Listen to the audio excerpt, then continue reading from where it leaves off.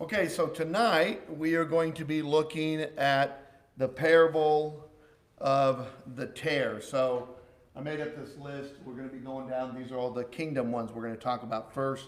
And we've already done the sower. So now we're moving into the tares, which is going to be found over in Matthew chapter 13, 24 through 30. And then the conclusion of it, the explanation, is found in verses 36 through 43. And that's nice when you have the parables where Jesus will give the parable, and then he goes back and he explains what each one of those things are. And maybe one of the importance of that is like, why didn't he do that with all the parables? Why not just explain them after he gave them? The ones that are explained are actually the more longer in detailed parables. Some of them are very short. But I'm appreciative of the ones that we do have explained, because they do give us a sort of an outline when we go back and we look at other parables, what to be looking for, right? So you can look at Jesus's explanation and see certain things in the parable he's just said that he doesn't give any connection to or correlation to in the explanation, right? And so that just helps us understand that not everything in a parable is intended to have some type of spiritual connection to it. And at least I look at it that way, and that's one thing that I get out of it. And then when we go back and we start looking at the ones that we're not going to have that with, then we will work on trying to understand what the things are he is speaking of there. All right, the parable of the tares. We're going to read through here first. So Jesus presented another parable to them, saying, "The kingdom of heaven may be compared to a man who sowed good seed in his field. But while his men were sleeping, his enemy came and sowed tares among the wheat and went away. But when the wheat sprouted and bore grain, then the tares became evident also. The slaves of the landowner came and said to him, 'Sir, did you not sow good seed in your field? How then does it have tares?' He said to them, 'An enemy has done this.' The slave said to him, 'Do you want us then to go and gather them up?' But he said, 'No, for while you are gathering up the tares, you may uproot the wheat with them. Allow both to grow together until the harvest. And in the time of the harvest, I will say to the reapers, first gather up the tares and bind them in bundles to burn them up, but gather the wheat into my barn.'" And then here's his explanation. He has a couple other parables in between there, and then he gets to this explanation. "Then he left the crowds and went into the house, and his disciples came to him and said, 'Explain to us the parable of the tares of the field.' And he said, 'The one who sows the good seed is the Son of Man, and the field is the world. And as for the good seed, these are the sons of the kingdom, and the tares are the sons of the evil one. And the enemy who sowed them is the devil. And the harvest is the end of the age, and the reapers are the angels.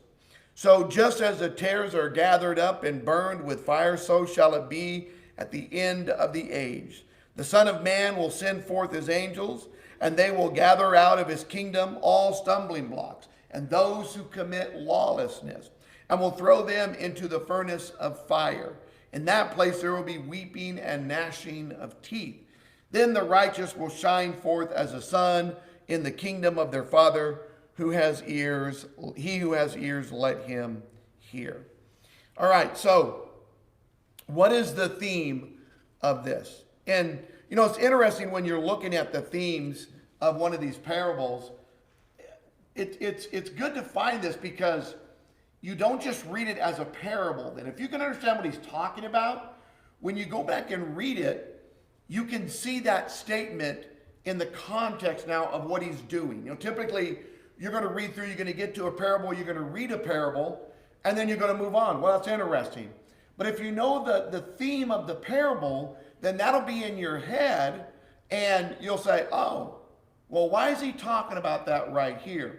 Right? So it's good to know the theme of these parables. What does it seem? If don't be looking at your paper there. What do you think he's talking about in this parable? Okay, I'm just going to show you. Okay. What is that? He's talking about Jesus. Talking about himself. No. And really, it's a pretty simple thing when you think about it. The conflict between God and Satan over the souls of humanity and final judgment. That's what he's talking about, right? So if you go back and look at the explanation, he shows us who the tares are. He shows us who the sower is, right? He shows us who the good seed is. He shows us the field. He shows us the kingdom. And so he's putting these two groups together. And he's saying there is one group of righteous individuals and there's another group of unrighteous individuals. These righteous and unrighteous individuals exist together on this earthly plane. And those unrighteous individuals can bring about harm to righteous individuals.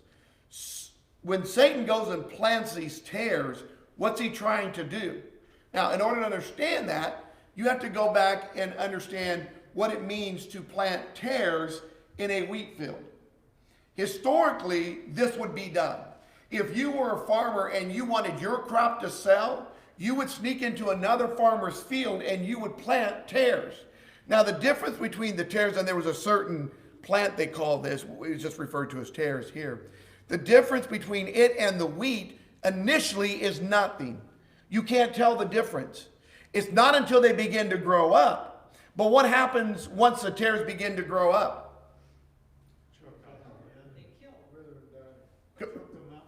They plant their roots. Okay, they plant their roots. Because he warns that if you go in and you start pulling them up, what's going to happen in the process? Well, you might be pulling up some of the good stuff too.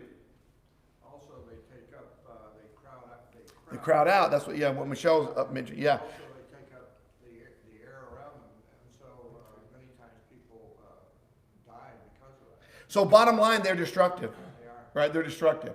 They're of no good. In fact, what he says to do with them at the end, he says they're going to be bundled up and cast into a fire to be burned up. So it's not something that you want anyway, right? So, go ahead. It's actually a compliment to the different fields, because one of them is where the seed doesn't grow because of the tares around it. And it's interesting that he chose wheat, because as it grows, it goes above. So with proper growth, you should be able to rise above the adversity bottom. Right. And he even talks about that this is going to be taken care of at the end of the age, right? That's when they're going to be uprooted. So it doesn't mean that they have to come in and destroy you, but there's a possibility that they can, right? There's a possibility, because what do the slaves want to do? And the slaves are the servants. What do they want to do? They want to pull them out right away. And he says, don't. You don't have to. You don't have to take them out right away.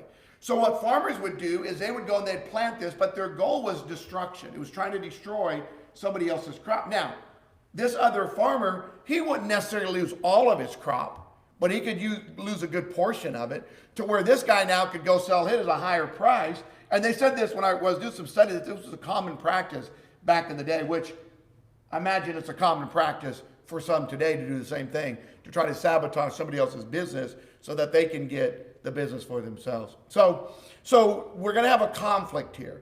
And if you consider this, go back and look at the context of what Jesus is talking about, and then keep this theme in mind as you're going through the parable now. Why is he bringing this up to them? Why is he telling them about this great conflict? Well, look at the hearts of the ones that the devil has planted. Those are the people he's dealing with, those Pharisees, those Sadducees, right? They're those planted seeds of the devil, and he's letting them know that in the end, you're going to be where you are. And I think this is kind of a little side note. Don't think because you're not uprooted right now that God must be pleased with what you're doing. Right? I mean, can you imagine the Pharisees and Sadducees were thinking as they were able to squash Jesus, get him on the cross and kill him? What were they thinking? We've been victorious. God hasn't wiped us out. If he was the Son of God, then we should have been wiped out. But God didn't wipe us out. Well, there's going to come a day when those tares are going to be separated. And so don't get to thinking because you're in this that everything you're doing is acceptable to God. There are two groups of people, God's children, and 1 John 3 talks about this, the children of the devil and the children of God. So that's the point of view from the tares. Point of view from the wheat is God's not going to take the tares out grow in the midst of them. That's a good point, yeah. Take care of it later, but you can't just pray and have them take away Yeah. the problems. Because that's what the servants wanted to do, right? They wanted to yank them out, you know. It's like, no, leave them there. They'll be taken care of. No, we're in the world, we're not of the world. Yeah, exactly. All right. What then is the main lesson here then? The main lesson is going to be this. The sons of the devil may dwell in the same world with the sons of the kingdom, but on the day of judgment they will be separated and the lost will face punishment. That is what he's saying here. I mean, in the main lesson, going to get, look, you may dwell together. There are righteous people and there are unrighteous people, but there's going to come a day of judgment, and that day of judgment is going to be separated. You've got two people ruling here. You've got God, the supreme ruler, and then you've got Satan, who's doing his dirty work here on earth, and he's out there casting into this lot itself. But in the end, God is going to be victorious, especially when you look at how he says these angels, his messengers are going to come, the angels, and they're going to make sure that they take the tares, and they're going to bind them, and they're going to throw them into the furnace. In other words, no matter how many tares are out there, Christ is going to be victorious. His children will be victorious because what God is going to do on that day of judgment. So, all right.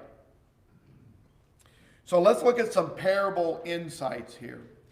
Now, in this parable, and this is just a question I'm going to pose. We're not going to, this is something that's going to be left up to you to study on your own and try to figure out. I'm going to give you two options here, and you can figure this out. In this parable, or is this parable speaking of what takes place within the kingdom, church, or is this in reference to the world in general? Because as you're reading the parable, he mentions both. He says the field is what? The world. He says the field is the world. But then later on, he speaks about those who are stumbling blocks in what? In the kingdom. Yeah, in the kingdom. So he's mentioning both here. So are we talking about the fact that within the church there's going to be, and this is one interpretation, in the church there are going to be non-believers who are sitting here, or unfaithful individuals, and is that what we're talking about? Or is he talking about in the world in general there are also non-believers out there, which that is a given, we know that, right? So, all right, so let's take a look at both of these and see what we can come up with. So option one, of supreme importance is the statement that the field is cosmos, of the world, and therefore not the church. This is so vital because it excludes two serious errors. The one, that the sons of wickedness may remain undisturbed in the congregation, no church discipline, no expulsion. The other, that the sons of wickedness may be removed from the world, the use of the sword against heretics, either by the church herself or by her use of secular power. So one of the arguments that people have is, if we're talking about the kingdom and not the world, and Jesus is saying don't remove the tares, people will argue then he's arguing don't practice church discipline. Matthew 18 goes out the window. 1 Corinthians chapter 5 goes out the window. Leave them alone. If they're in the kingdom, they're in the church, and they're disturbing things because they're tares, they're children of the devil, just leave them there. That raises some important questions.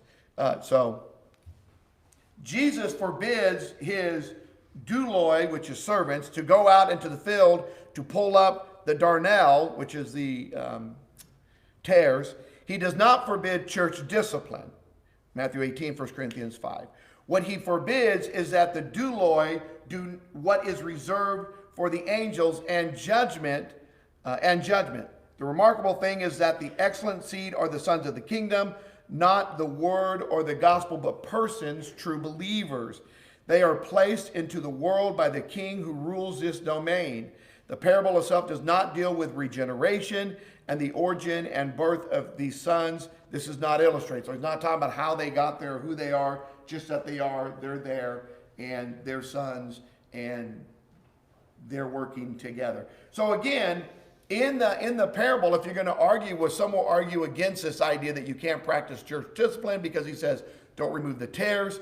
He doesn't say that there. So you're reading something into it. Well, he says, don't pull them and uproot them. Well, that still doesn't mean that you can't discipline someone in the church. Jesus does not call them members or subjects of the kingdom, for these terms do not fit the idea of his kingdom and substitute for it the ideas we connect with merely earthly kingdoms. He does not even use tekna, children, but euoi, sons, which terms always involves a legal right, the right of inheritance. As sons, we are princes of the kingdom, not subjects. The kingdom is ours by inheritance. We ourselves are kings and rule in this kingdom. And then he goes through see authors in kingdom. Christ's rule of grace here on earth places such kings into the earth or world at this time. And this is Linsky. So Linsky is saying you can view this from the perspective that what he's talking about is the world. Because the way he uses the terms, he doesn't refer to them as his children, as we would expect, right? He's referring to them as servants, right? So, and that can be just a general in the kingdom of the world that he has planted us here, and in this world we are dealing with the unrighteous that are planted here as well. The second option, though, if we are talking about the whole world, notice that the tares look like the children of God. Surely you do not believe that the children of Satan out of the world and the children of God look alike. So he's like, well, you know, can we compare the two? Do they actually look alike? Early on, that's what he's saying, right? When he goes out there, they don't see it right away till they start to grow up. So they're looking very similar. But what we understand about us as Christians is that we are to be what? As Bernie said, what? Not of the world, right? In the world, but not of the world, right? We are supposed to be different from the world. So why are these two things looking alike if we're dealing with that here? Actually, that's a good correlation to young Christians. When Could they be. first come in, they don't see a whole lot of difference between them and the world. Right. Because they haven't learned, and they haven't grown enough to be different than the world. Except for in this one, when you go back and look at the growing up part, right? It's not until they get to a place of maturity that you see a difference. It's because you're born a non-Christian. You're a non-Christian until you become one. So you're a terror until that point in time when you mature into peace. And that's different. Well, yeah, you could say that you are a tare and then you become a wheat. It's unrecognizable at certain points. From my Yeah. point.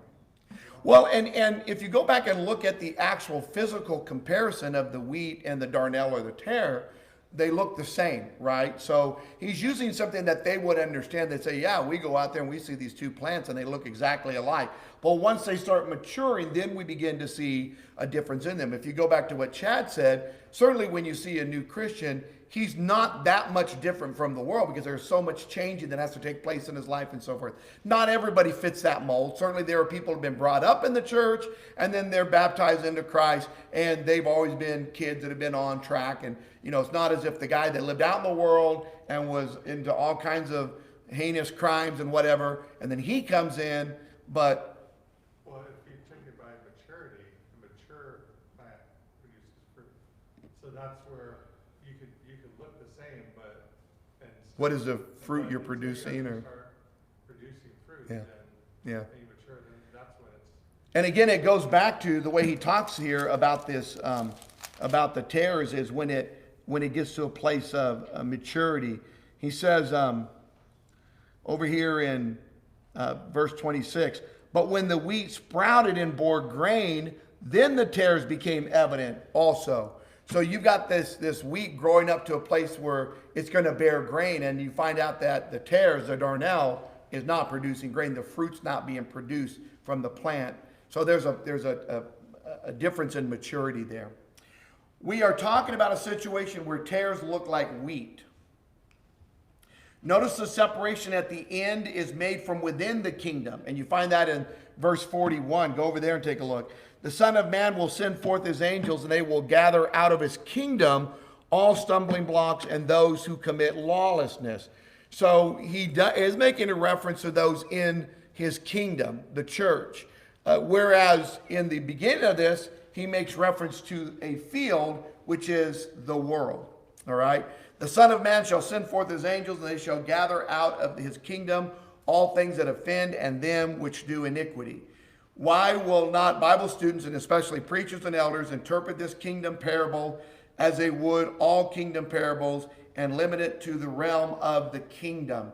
So this is Larry, not to get his name. He sees this as being the kingdom. When you go back and look at Linsky's argument, I see both sides to this, because you can't argue against what he says about the world, but then you can't argue against about what he says about the kingdom. So maybe it's possible that what we're looking at is you're dealing with both. You're dealing with the world, which we will certainly agree that in the world, we live here, we're in the world, but we're not of the world, where we've been planted, right? But also the tares are here, Satan's done his work. But then when you get to the second part with the explanation, we can also agree that that can be found within the church too, right? That they're not, and this is the issue where it gets a little sticky here. Who is planted in the church? Who makes up the church? Christians do. How are we in, or how are we the church? Okay, so we're added by baptism, and so we are the church, the kingdom. We're in the kingdom. How do you plant tares into that which those who are Christians can only be planted? You see what I'm saying? You can't plant a unrighteous individual into God's kingdom, right? They're not literally in his kingdom. They're still in the world. They may be causing problems for the kingdom, but they're still in the world. Just because you're in the kingdom doesn't mean you're guaranteed to stay in the kingdom. Okay. So you might be in the kingdom, but then you could be turned. Okay, and I'll get to that in just a second. What's the difference between the kingdom and the church? There's not. Okay, so then you can have tares in the church. How? Where you have A tare was planted by Satan. well, not planted, but he is going to separate them, and they can be in the church. Non-Christians can be in the church. They can't be in the church. They can be in the church building. Well, they can be in the body. They can't be in the body. How can a non-Christian be in the body? Maybe not a true member, but they can be among us. Okay, so they can be in the building, but they can't be in the church. Only children of God are in the church, right? So they can come into a building and be part of the building. I'll show you something here in just a second. There should be wolves in sheep's clothing now. Okay. I got a little sermon that I used to do about wolves in sheep's clothing. If you'll notice that the elder or the shepherd has to go out and fight the wolf. The wolves, yeah. So if you're in a position where you're fighting the elder, Right. you're taking the position of a wolf in Yes. sheep's clothing. And Right. a lot of people take that and they don't even know they're there. Right. Travis, let me get you. That's essentially what I was gonna say. God keeps the roll, and he knows who's in the church and in the kingdom and who's not. Right. But as far as people looking, we've got a very poor record of picking out the ones who really are not spiritual. And, that comes towards judgment. It said we're not supposed to judge. But a lot of times, we, as wrong as we are right, maybe more so. And, we need to be very careful about, disciplining people in the church. Judge that you be not judged. Yeah, Jesus is ruler over both the heavens and the earth. I don't believe the kingdom and the church are the same. The church is in the kingdom. Kingdom would involve the church and the seraphim and the angels and so on and so forth. So it's a little broader than just the church. This is what I would suggest. We're right in saying that within the church, you're going to find people who are not faithful to God. And I'll give you an example. If we go back and we look at the sower and the seed, when you look at those soils, right? Well, two of the bad soils, the word was actually planted in them. They received the word with joy and gladness, right? So I would assume that those two soils that received the word were people who had accepted it. But somewhere along the way, they fell away from the Lord. So you can have people who are in the church, who have been planted in the kingdom, but along the way, they have fallen from God's grace. They are no longer those that are in right standing with God. And 1 Corinthians 5 is one of those examples. You have a brother who is with his father's wife, and the church is doing nothing about this. So this is a man who is a Christian, yet he's living a sinful life. We have time and again where we see that if a brother sins, you who are spiritual, Galatians chapter 6, restore such a one. Matthew chapter 18, if your brother sins against you, go and speak to him one-on-one. So we have individuals in the church where people can sin and be forgiven, but we also have people in the church who have been planted here, yet they are living sinful lives. There was a time when they were planted, because look, you have to be planted in the church to be part of the church. That's why a non-believer, one who's never been a Christian, cannot be in the kingdom or in the church. But once you're in that kingdom, since there is a possibility you can fall away, then you might be part of a congregation, part of a work. One time, for example, Demas, one time a fellow servant of God, but who loved the world and went off into the world. So, let me get Sonny and then back to it. You know, I've known people, and I'm sure other people know too, that's had some kind of a drug problem or an alcohol problem for years and have been in the church. And whenever they came, you got to look at them and just say that was bad soil. Right. But if you've ever seen some place where a seed will take root in the middle of a sidewalk, and pretty soon there's a great big tree and the sidewalk's torn to pieces. Right. You know, well, that was bad soil. And sometimes you have people that just struggle with that. Yeah. Struggle with that and stay in the church, and usually before they die, they'll defeat it. Yeah. But they struggle with it. So the bad soil thing doesn't always hold. Well, if you go back and, it does where, it does in this sense. You don't have to stay bad soil. You can become good soil. But there is soil that's bad that never becomes good, right? I mean, it just always stays what it is. Because if you go back and look at the parable, and this is, go back over here to Matthew in chapter 13. So the parable before the tares is the parable of the sower, right? The sower. In the parable of the sower, and that goes all the way down to verse, 23? And then 24, we go into the tares, right? They're back to back. So don't leave that out in trying to understand something about what he's saying here. When he concludes the parable of the sower, the good soil does what? Produces 30, 60, 100-fold. Of the other ones, they never produced, right? The other two soils didn't produce. In his explanation of the tares, what does the wheat do? Produce. What do the tares do? They don't produce.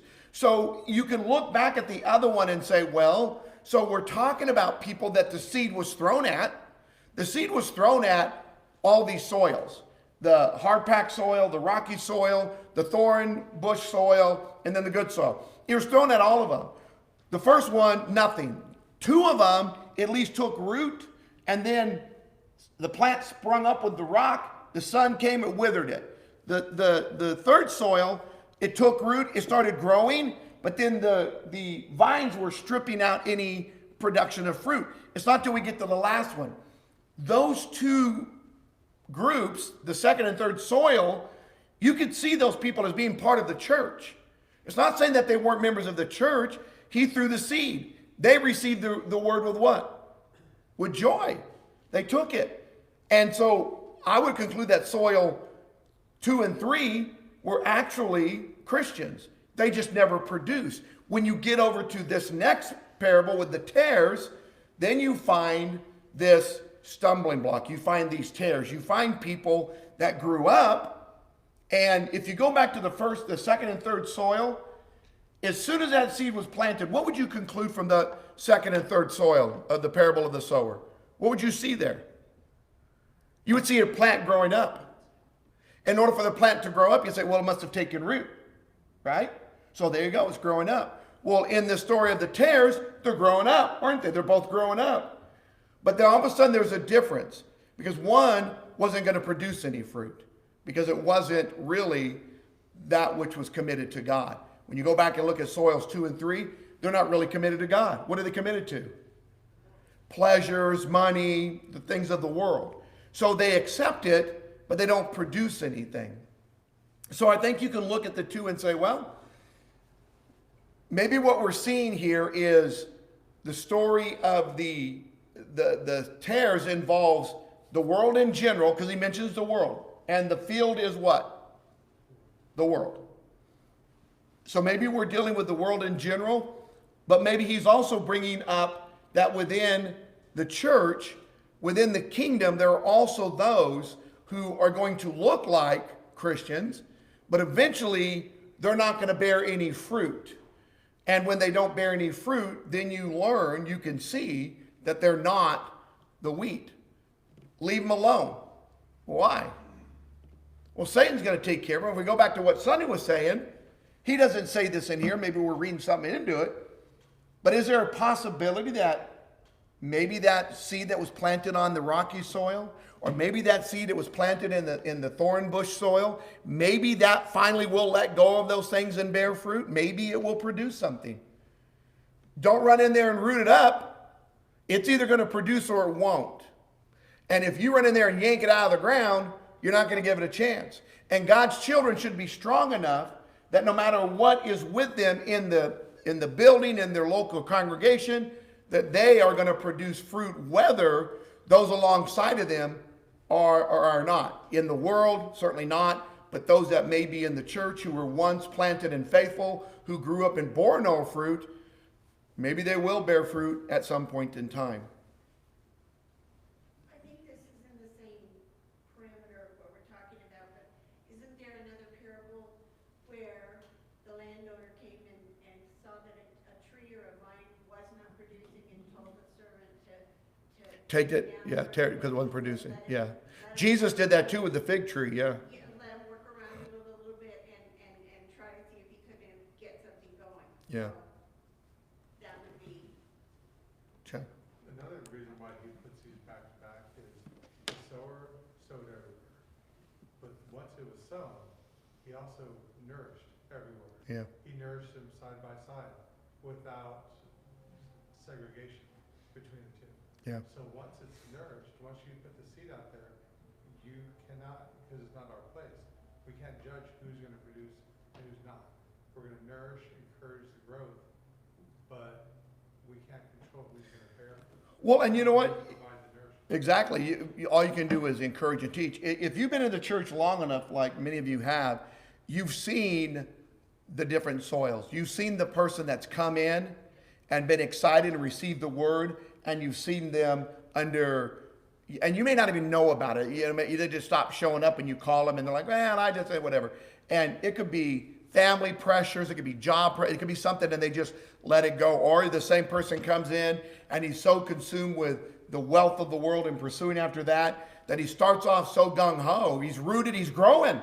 Whoa, look at that, man, he's growing. And then all of a sudden it's like, the world is choking him out. So we've seen those same people in the church. We've also seen those same people that went through those things and did what? And actually stayed and began to mature, right? And he says, I am the vine and you are the branches, and if you don't bear any fruit, cut you off and throw you in the fire. Yeah. That's one of the scariest verses in the Bible. So if you're just coming here and sitting and listening, and then going out there and doing absolutely nothing, and you're not bearing any fruit, you might get cut off and thrown in the fire. Yeah, and if you go back and look at what he's talking about here with the tares, there are going to be people who aren't bearing fruit. I mean, and those that don't, they look like a wheat plant, but in the end, it's like, well, you weren't wheat because you didn't bear anything. Well, he had to wait until they Yes, were produced. yes. And I think that goes back to what Travis was talking about the idea of being patient, because, we see brethren in the church, but we do know that there comes a point when judgment needs to be done. When you go to 1 Corinthians chapter 5, Paul says, do we not judge those in the church? Yes, we do. In what way? Obviously, if you see a brother in sin, you make a judgment on that. You look at the word of God and you say, this brother is living this way, he's not doing this. I can't judge him condemnation. That's not my job to judge that. But I make a judgment on what he's doing. Why would Paul say that to those Christians in 1 Corinthians? Do we not judge those in the church? He said, I'm not talking about those outside the church. God will judge them. I'm talking about those in the church. And what they did to this brother is what? The brother that was with his father's wife, what did they do? Nothing. They did nothing. They let it go on. He said, this is even spoken among the Gentiles. They don't even do this. And you guys are allowing this to take place. And so what does Paul say he's going to do? On my part, he says, I'm going to deliver him over to Satan. Why? For what reason? For the destruction of his flesh to what? The salvation of his soul. So Paul makes that judgment that this man, what you're doing is sinful. It's against God. The rest of this congregation, you guys are doing nothing about it. He steps in. This guy goes from being a plant that was producing no fruit. And as we find in 2 Corinthians, he repents. He turns around and he becomes a brother now that produces fruit. Chad. Going back to what you said earlier about the person who was raised in the church and the person that comes into the church, that's addressed in the vine parable. Yeah. Because don't say that you're better as being originally part of the vine. That's what he said to the Jews in Romans chapter 9, yeah. I grafted you in, yeah. I grafted you in, I can take you out, yeah. You know, and the thing is when it's talking about fruit, you gotta be out there sowing seeds. And so you could just mention something to somebody, just a little small verse thing that you mention to somebody. You've either planted a seed or you watered what was already there. Yeah. And a lot of times, some of the best people that's out there that's promoting the church and sowing seeds aren't the ones that said, well, I baptized 50 people this month and all that kind of stuff. But the situation is you live the life, you sow the seeds, and God gets the glory anyhow. Yeah, so. exactly. All right, the answer is they feel that such an interpretation would do away with church discipline, and that's what he's arguing against. He's like, and Linsky said it wouldn't do away with it because he's not talking about doing away with church discipline. There, you can still discipline somebody in the church, even though you're being told not to uproot them. Disciplining them isn't uprooting them. Disciplining them is trying to get them to stay on track with the Word of God to produce fruit. So he's saying that if you translate it as the world and not the church, or if you translate it the church, then people are afraid that you can't discipline, and I don't believe that's the case. However, one of the rules of interpreting parables is that no interpretation of a parable can contradict any clearly taught principle in the Word of God. 2 Thessalonians 3:6. Now we command you, brethren, in the name of our Lord Jesus Christ, that you withdraw yourselves from every brother that walketh disorderly, and not after the tradition which he received from us. 2 Thessalonians 3:14. And if any man obey not our word, by this epistle note that man, and have no company with him, that he may be ashamed. Romans 16:17. Now beseech you, brethren, mark them which cause divisions and offense contrary to the doctrine which ye have learned, and avoid them. So in these passages, you don't have a contradiction. You disciplining and practicing discipline in the church is not the same thing as going in and uprooting them. We don't have a right to uproot people. That is what Jesus says his angels will do on that last day, right? That day of judgment. That's not our responsibility. But we can still go in and in love try to nourish. Like Sonny was mentioning, Paul said, I planted, Apollos watered. I look at church discipline as a watering, right? As a watering. You've got a brother or sister in the church who's living disorderly. You go to them and you try to water them and encourage them with the Word of God so that they will move away from that sin and grow faithful to God's word and his will. All right, we'll stop there. Next week, we'll look into the textual insights. The textual insights. And basically what this part is, and you can look in your notes at this, is when we break down the text and look at what each part refers to. And again, in this one, it's pretty simple because Jesus gives us the answer at the end. He tells us what those things are.